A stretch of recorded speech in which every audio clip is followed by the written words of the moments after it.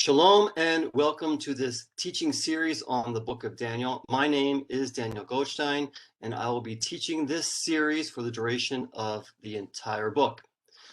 Now, most people are familiar with the famous accounts in the book of Daniel, like Daniel in the lion's den. However, most people are not familiar with the detailed prophecies that are also recorded in this relatively short book found in the Bible. The book of Daniel as a whole contains various practical and spiritual truths and is also filled with comprehensive prophecies which are vital to understanding the end times. In fact, when Yeshua was asked by his disciples for a sign regarding the end of the age and of the timing of his coming, he explained to his disciples the following key event that would alert his followers that his coming is near. And I want to read for you just a few verses from the Gospel of Matthew in Matthew 24. I'm taking out 3 verses to show where the book of Daniel is highlighted. Feel free to read the whole chapter in context on your own. But Yeshua answered his disciples in the following way. He said, beginning in verse 15, "Therefore, when you see the abomination of desolation, which was spoken of through Daniel the prophet, standing in the holy place, let the reader understand, then those who are in Judea must flee to the mountains." And then in verse 21, "For then there will be a great tribulation, such as has not occurred since the beginning of the world until now, nor ever will." And then to verse 30, "And then the sign of the Son of Man will appear in the sky, and then all the tribes of the earth will mourn, and they will see the Son of Man coming on the clouds of the sky with power and great glory." Now, Yeshua himself specifically stated that his coming would follow a particular prophecy found in the book of Daniel. And if we do not properly understand the book of Daniel as a whole, or the prophecies found within it, we can easily misapply or misappropriate the word of God regarding what is often called the second coming or the return of the Messiah. So with this in mind, I will do my best throughout this teaching series to be faithful to the text in order to provide an accurate understanding of the book of Daniel as a whole, especially in regard to the prophecies which are detailed in this book. So at the outset, I just want to mention that this teaching series is administered through the nonprofit organization Ner L'Raglai Jewish Ministries, where we are committed to teaching the Bible from a Jewish historical, cultural, and linguistic perspective. So we are starting today in this first teaching, focusing on the background and introduction to the book of Daniel. And as we start today, I just want to talk about this subject of hermeneutics, which is how to interpret the Bible. We have a definition here at the bottom of the screen, which says that hermeneutics is the theory and methodology of interpretation, especially the interpretation of biblical text, wisdom literature, and philosophical texts. So basically, hermeneutics is how we interpret the Bible, the scriptures. So I want to give you my personal hermeneutics here, my hermeneutic methodology. I've listed 4 principles here, 4 points. Number 1, I'm working from a biblical and exegetical approach, meaning that the Bible is the authority, and I'm taking out from the scriptures to teach rather than applying my personal opinion. Number 2, to study the Bible in its Jewish, historical, cultural, and linguistic context. Number 3, to find spiritual application from the biblical text in order to apply it to life today. And number 4, in seeking to understand prophecy, I will take the literal interpretation of the text unless proven to be symbolic. And when it is symbolic, to decipher the symbolism as best as possible. So this is my hermeneutic methodology. This is the principles I will be using to interpret and teach the text. As we think about the book of Daniel, I just want to give a general overview.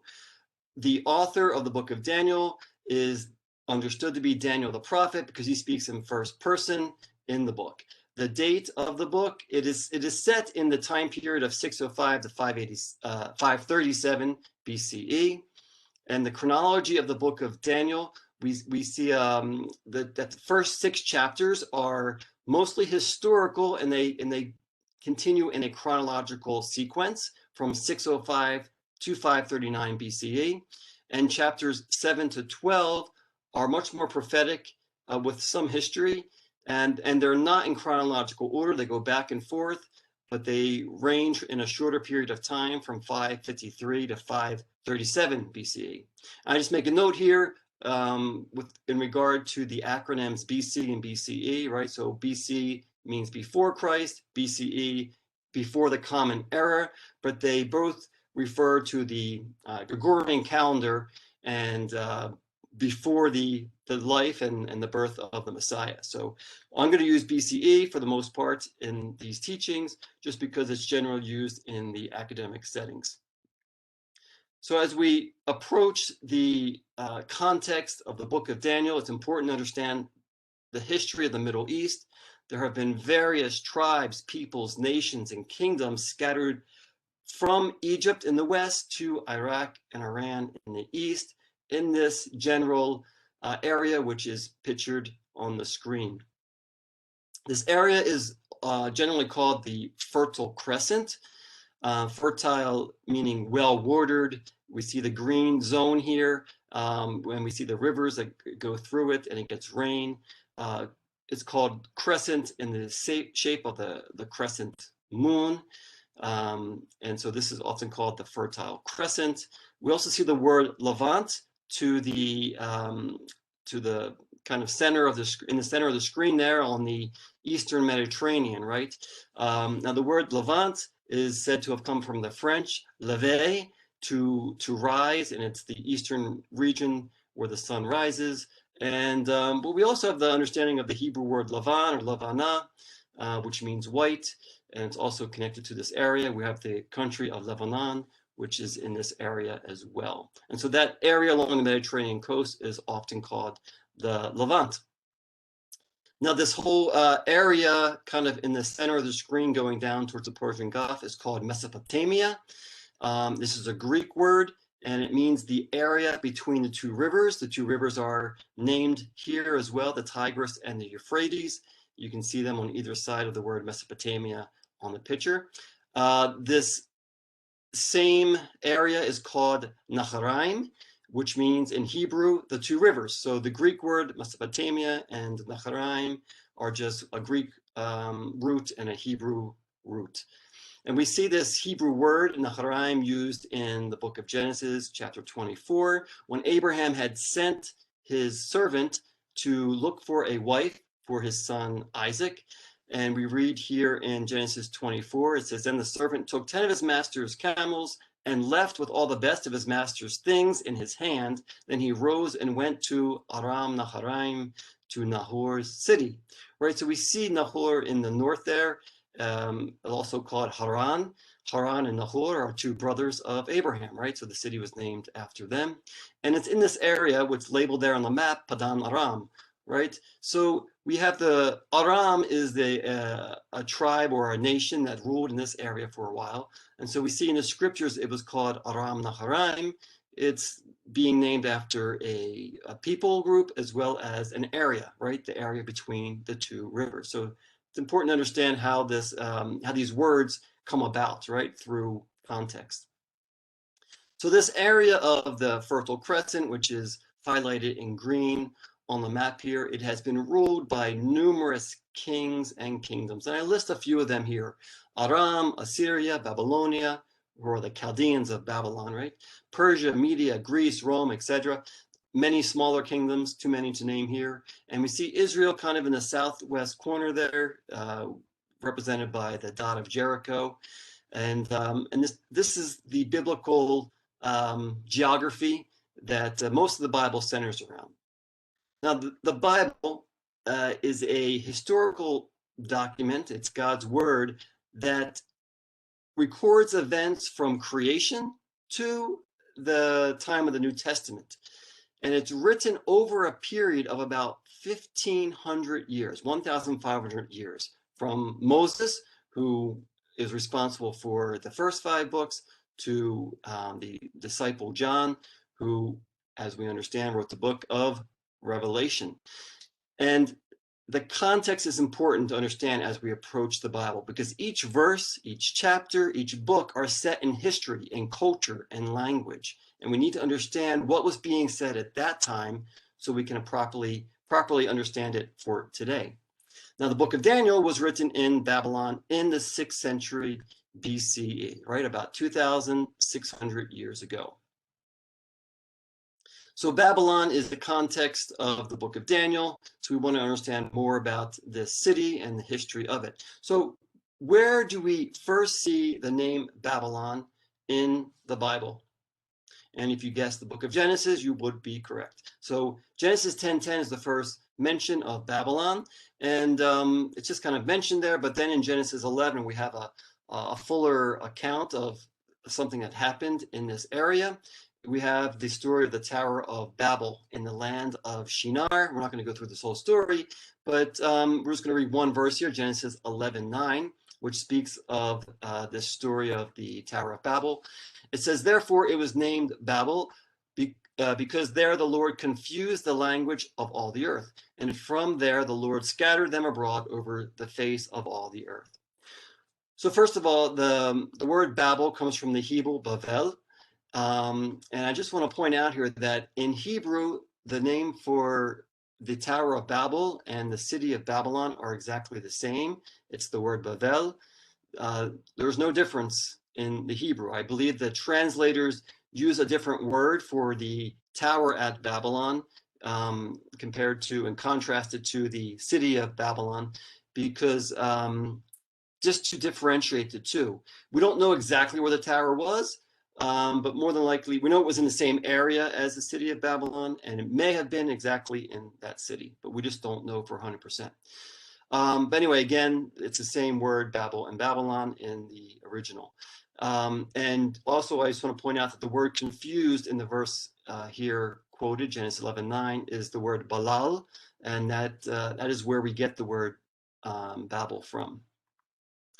So the city of Babylon has been controlled by various kingdoms dating back to 3000 BCE. Some of the kingdoms that controlled this city are Sumer, Akkad, Assyria, as well as the kingdoms of the Amorites, the Kassites, the Chaldeans, the Persians, the Greeks, and many other minor kingdoms. It's worth noting several of the leading kings of some of these kingdoms. So I just want to talk about three main kings. Number one is King Hammurabi, who reigned in the 18th century BCE, which you have the dates listed there. So about 4,000 years ago, right? And King Hammurabi was a leading Amorite king in the first dynasty of Babylon. He made Babylon into a rich, powerful, and influential city. He is famous for the code of law, which he created, the Code of Hammurabi, one of the world's earliest and most complete written legal codes. Next, we have King Nebuchadnezzar I, who reigned in the 12th century BCE. You have the dates written there as well. This king is famous for defeating Elam, who was Persia, and he defended Babylon from Assyrian rule during his reign. He was from the second dynasty of the city of Isin, an ancient city in southern Iraq. He is not to be confused with Nebuchadnezzar II of the 6th century BCE. We'll talk about him in a minute. But so you have two kings with the same name, Nebuchadnezzar, and of the same city, Babylon, but separated by 500 years, right? So we're talking here about Nebuchadnezzar the first, but now let's go to Nebuchadnezzar II, who is the king during the time of the book of Daniel. So Nebuchadnezzar II, he reigned from 605 to 562 BCE, mostly during the 6th century BCE. He's responsible for developing Babylon under the Neo-Babylonian Empire from 626 to 539. That's the years we give to the Neo-Babylonian Empire. Obviously, he did not live all that time. Now, this Nebuchadnezzar, who reigned from 605 to 562, he is the Nebuchadnezzar of the book of Daniel. And because of the fame of this king, we generally only call him by the name Nebuchadnezzar without reference to being the second if you read any academic works, you will see him being referred to, being called Nebuchadnezzar II. So just to understand how he fits into history and separate it from this other king 500 years earlier. Now, the book of Daniel begins in the same year that King Nebuchadnezzar began his reign in 605 BCE. So he's obviously a very prominent figure. I asked the question here, what was happening in the region of the surrounding nations leading up to the events in the book of Daniel? First of all, the dominant empire in the 8th and 7th centuries BCE was Assyria, with its capital at Nineveh, right? So for 200 years leading up to 605 BCE, you have Assyria as the main reigning empire. We see a map here of the Assyrian Empire at about the year 700 BCE. We see the capital Nineveh just under the name Assyria in the center of the map, top center sort of. And so this is the Assyrian Empire. Now, Assyria was the kingdom that carried the Israelites of the northern kingdom into captivity in 722 BCE. So we read here in the Bible, in the 9th year of Hoshea, the king of Assyria captured Samaria and led the people of Israel into exile to Assyria and settled them in Halah, in Habor, on the river of Gozan, and in the cities of the Medes. Right, so 2 Kings 17:6. So that was the year 722 when the Israelites went into exile, the northern kingdom, about 100 years before the exile of Judah, right? So 100 years after the exile of Israel, Assyria was declining in power and a new kingdom was rising, the Chaldeans of Babylonia, or Babylon. Now, the city of Babylon has been ruled by various peoples and nations over the millennia. Historically, we think of the Chaldeans of Babylon because this was their capital and we read about it in the Bible. This understanding serves our purpose well for the book of Daniel. However, it is important to understand the history of Babylon with its various rulers. Now, the Chaldeans ruled Babylon for about 90 years, including the time that Daniel and his people were exiled there. Now, I want to ask the question again, how did the Chaldeans rise to power? Nabopolassar is the father of Nebuchadnezzar, and he was the chief of the Chaldean tribes. He conquered Babylon from Assyria in the year 626 to 623 BCE, and he was firmly king of Babylon by 623 BCE.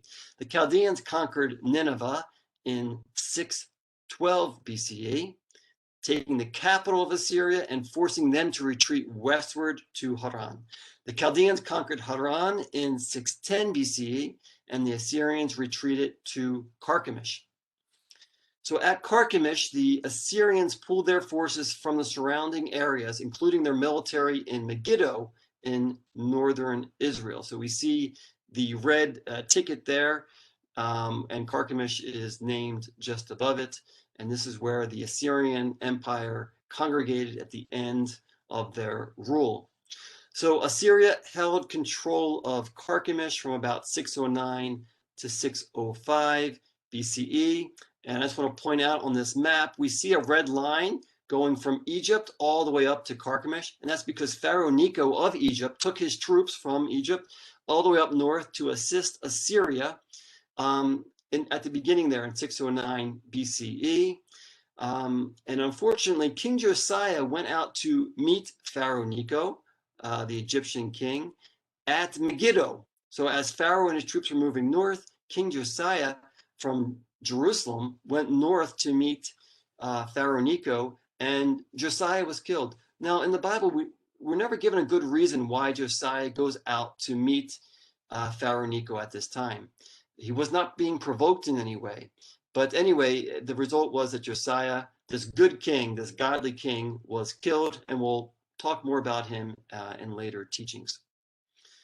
So getting back to Carchemish, the Chaldeans took Carchemish in 605 BC, about 4 years later, and the Assyrian Empire was defeated. The Neo-Babylonian Empire was the new world power.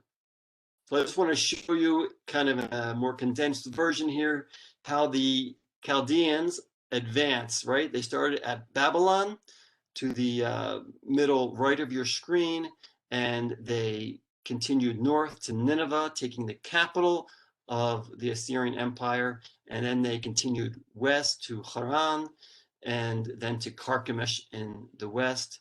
And then after winning at Carchemish, they continued down the Mediterranean coast to Jerusalem. And I just want to, again, summarize these main events through a kind of a timeline of events here. So 626 BCE, Nabopolassar, the chief Chaldean, declared himself king of Babylon. 612 BCE, the Chaldeans conquered Nineveh, forcing Assyria westward to Haran. 610 BCE, the Chaldeans conquered Haran, and the Assyrians retreated to Carchemish. 609 BCE, the Egyptian forces came up north to Carchemish to assist Assyria against the Chaldeans, and that's when Josiah was killed. And then we have 605 BCE, which is a pivotal year. King Nabopolassar of Chaldea died in August of that year. The same year, Nebuchadnezzar was crowned king. 1 month later, in September, that same year, the Chaldeans conquered Carchemish and continued south to Jerusalem. And it was at this time in history that we read about the events in the book of Daniel. So let's begin in Daniel chapter 1, verses 1 and 2, which says, in the 3rd year of the reign of Jehoiakim, king of Judah, Nebuchadnezzar, king of Babylon, came to Jerusalem and besieged it. And the Lord handed Jehoiakim, king of Judah, over to him, along with some of the vessels of the house of God. And he brought them to the land of Shinar, to the house of his God. And he brought the vessels into the treasury of his God. So this is the first Babylonian exile, meaning the Jews of Judah were exiled to Babylon, part of them, a small part of them at this time in 605 BCE.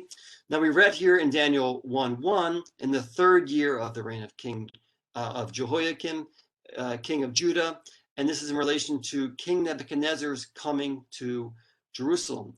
Now, I just want to point out here, in the book of Jeremiah, we read the following in Jeremiah 25:1, the word that came to Jeremiah concerning all the people of Judah in the 4th year of Jehoiakim, the son of Josiah, king of Judah. That was the 1st year of Nebuchadnezzar, king of Babylon. So did the first Babylonian exile of the Jewish people of Jerusalem occur in the 3rd or the 4th year of King Jehoiakim, right? Because they were both called the 1st year of King Nebuchadnezzar. And so there's an important principle that should be understood, and that's called the Ascension year. So in Chaldean culture, the 1st year of a king was called an Ascension year. This is to credit the final year of the previous king who died with a full year at the end of his reign. So the first official year of a new king was only counted from his first full year in office, from the month of Nisan, which is comparable to April, which may be his 2nd year as king, right? He may have started 6 months earlier, but they only start counting from Nisan of the new year. Therefore, according to the Babylonian system, it was the 3rd year of King Jehoiakim, which was recorded in Daniel 1:1, but according to the Hebrew rendering, it was the 4th year, as recorded in Jeremiah 25:1. But it was the same year, the 1st year of King Nebuchadnezzar. Historical support for an Ascension year is found in the Babylonian Chronicles, as we read here. In the Ascension year, Nebuchadnezzar went back again to the Hatti land, right? So in the Ascension year. So it was the year 605 BCE, and the first exile of the Jewish people to Babylon was a peaceful one, as we read, right? It was not a destroying of the city at that time. That would occur almost 20 years later. So King Nebuchadnezzar did not replace the king of Jerusalem or destroy the city at that time, as we read in the scriptures in 2 Kings 24:1. In his days, Nebuchadnezzar, king of Babylon, came up, and Jehoiakim became his servant for 3 years. Then he turned and rebelled against him. So King Jehoiakim submitted to Nebuchadnezzar's rule for 3 years, from 605 to 602 BCE, and then rebelled against him. So we also read in Daniel 1:2 that some of the vessels of the house of God were taken to Babylon, to the house of Nebuchadnezzar's God in Babylon, right? And so it's important to understand that temple vessels were taken during each of the 3 Babylonian exiles in 605, 597, and 586 BCE, when Jerusalem was finally destroyed. And just to give you the references there as well, for the first exile, we have it in Daniel 1:2, the second exile in 2 Kings 24:13, and then the third exile in 2 Kings 25. And we see how each time more and more of the temple vessels were taken until the very end. Now, we also read in Daniel 1:2 that the Lord handed Jehoiakim, king of Judah, over to him, meaning to Nebuchadnezzar. And so it's very important to note it was God himself who sent the people of Judah into exile. Now, the book of Jeremiah and other scriptures record that many false prophets were communicating the exact opposite message regarding who is responsible for the exile of the people, even after the events of 605 BCE. So we have an example of this in the book of Jeremiah, which takes place 12 years after this first exile in 593 BCE. And so I want to read this in Jeremiah chapter 28. So this is, again, 12 years after this first exile, and it says this: "Now in the same year, in the beginning of the reign of Zedekiah, king of Judah, in the 4th year, in the 5th month, Hananiah, the prophet, the son of Atzur, who was from Gibeon, spoke to me at the house of the Lord in the sight of the priests and all the people, saying, 'This is what the Lord of armies, the God of Israel, says: I have broken the yoke of the king of Babylon. Within 2 years, I am going to bring back to this place all the vessels of the Lord's house, which Nebuchadnezzar, king of Babylon, took from this place and brought to Babylon.'" So again, this account in Jeremiah 28 occurred in 593 BCE. It says 12 years after the first exile of 605, and it's 4 years after the second exile in 597. Now, this man, Hananiah, was predicting an end to the Babylonian exile within 2 years, he said, right? So that would be a total of 14 years that the people of Judah were in exile. However, God told Jeremiah that the people would serve the king of Babylon for 70 years. We have that recorded twice in the book of Jeremiah.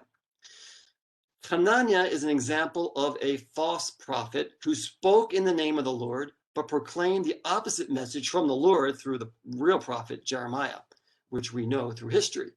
Unfortunately, the majority of people then and now tend to prefer the messages of false prophets over those who are true prophets. Hananiah was a false prophet who led the people astray, but he died 2 months after giving this false prophecy. God had given Jeremiah a word and said that he would die, that this other prophet would die, and he died 2 months later, as recorded in Jeremiah 28. We as human beings always want to blame the enemy in difficult circumstances. By rejecting the rule of Nebuchadnezzar at that time of the exile, the people of Judah were rejecting the will of God, the very word of God. It was God himself who sent the people of Judah into exile, as we read in Daniel 1:2, and the Lord handed Jehoiakim, king of Judah, over to Nebuchadnezzar. We need to be able to discern acts of God from acts of men. We also need to be able to discern true prophets from false prophets. There are many who claim to speak for God in our day who are leading the people astray. Now, the elections of 2020 in the USA have illustrated this well, especially regarding the hostile reaction to the elections on January 6, 2021. There were many Christians who were joining this gathering at the Capitol in Washington, D.C., and many meaningful people that were fighting for the presidency of Donald Trump. During the weeks and months leading up to this date of January 6, 2021, many so-called prophets and Christian leaders had been proclaiming Trump as the next president after the elections were over. So now this is not about politics, and I'm not mocking Christians who supported Trump. However, I am pointing out the false prophets who said Trump would be president no matter what, even denying the election months later. There has also been an unhealthy worship and idolization of President Trump as some sort of messiah for the USA. Now, Trump did many good things for Christians and Jews in the USA and Israel and around the world, but he is just a man. Many Americans, even Christians, believed that Trump would continue, and this was being confirmed by pastors and so-called prophets in various Christian circles. We must be wise. We need discernment in our believing communities. We need to understand what God is doing in the world. We should be focused on the kingdom of God and not solely on the kingdoms of men. The scene in Washington, D.C. on January 6th is probably similar to what occurred in 605 BCE when Nebuchadnezzar first invaded Jerusalem, when he took the temple vessels and captives of the people back to Babylon. Many of the people of Judah were against it and could not believe that God could allow an ungodly king to conquer Jerusalem. However, according to the Bible, it was God's will, as we read in Daniel 1:2. The Lord handed Jehoiakim, king of Judah, over to Nebuchadnezzar. God sent the people of Judah into exile by the hand of King Nebuchadnezzar to the place of their origin. What do I mean by that? We read in Daniel 1:2, and he brought them to the land of Shinar, to the house of his God, and he brought the vessels into the treasury of his God. Now, Babylon is located in the land of Shinar, which is located in southern Mesopotamia, which is southern Iraq, modern Iraq. Abraham came out of Ur of the Chaldeans, and God brought him to the promised land, to the land of Israel, right? As we read in Genesis 11:31, Terah took Abram, his son, and Lot, the son of Haran, his grandson, and Sarai, his daughter-in-law, his son, Abram's wife, and they went out together from Ur of the Chaldeans in order to enter the land of Canaan, and they went as far as Haran and settled there. Now, Abraham later continued to the promised land, but Ur of the Chaldeans is located in southern Mesopotamia in modern Iraq, right? So we see Ur in the bottom right-hand corner there, just under Sumer. And this was the journey that Abraham and his family took, Ur up to Haran and down to the land of Canaan. And as a way of discipline, God sent the Israelites of Judea back to the land of the Chaldeans in the land of Shinar, the birthplace of Abraham, the place Ur of the Chaldeans. Now, as we read in Daniel 1:2, how God allowed the vessels of his house in Jerusalem to be brought to the treasury of Nebuchadnezzar's God in Babylon. Nebuchadnezzar displayed victory of his God or his gods over the God of Jerusalem by putting the temple vessels into the treasury of his God. In the mind of Nebuchadnezzar, there was a battle of the gods, and his God was victorious. There is a global message in the book of Daniel, and the question is being asked, who is the Most High God? And the answer is that the Lord is the Most High God, and we are to worship him alone. We see this message proclaimed in almost every chapter of the book of Daniel. It comes out one way or another. And the bottom line is there is one God, and he rules the nations, and he alone is to be worshiped. And we'll see that as we study the book of Daniel. So this brings an end to this first teaching on the background of the book of Daniel. We will continue on Daniel chapter 1 in the next teaching, so please read Daniel chapter 1 again for the next teaching. Thank you for joining this teaching today, and I want to encourage you, if you are benefiting, we need your support. Please give a donation of any amount to Nether Galai by clicking the Give tab today. Thank you, and see you again next time.